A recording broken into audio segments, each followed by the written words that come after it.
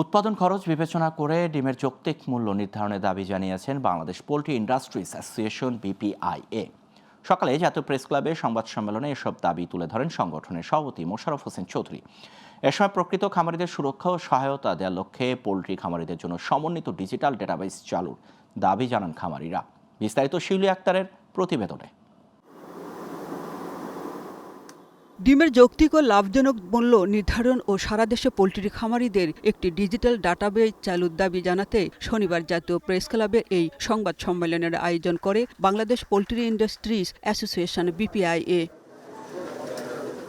এ সময় বিভিন্ন দাবি তুলে ধরে সংগঠনের সভাপতি মোশাররফ হোসেন চৌধুরী জানান, দেশের কয়েক হাজার খামারি দীর্ঘদিন ধরে উৎপাদন খরচের চেয়ে কম দামে ডিম বিক্রি করতে বাধ্য হচ্ছে। এতে লোকসানের পাশাপাশি ক্ষতিগ্রস্ত হচ্ছে তারা। আমাদের বিশ্বাস, প্রান্তিক খামারিদের সুরক্ষা নিশ্চিত না করলে গ্রামীণ অর্থনীতি কখনো শক্তিশালী হবে না এবং শহরমুখী মানুষের অনিশ্চিত অভিবাবন বাড়তেই থাকবে।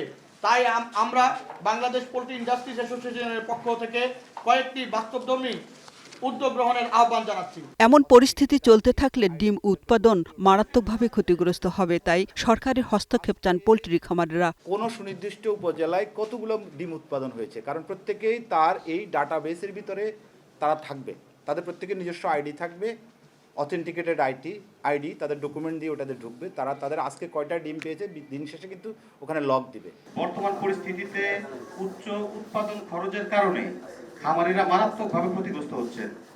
আমরা সরকারের কাছে জোর দাবি জানাচ্ছি যেন খামারিদের জন্য প্রয়োজনীয় ভর্তুকি ও সহায়তা প্রদান করা হয়।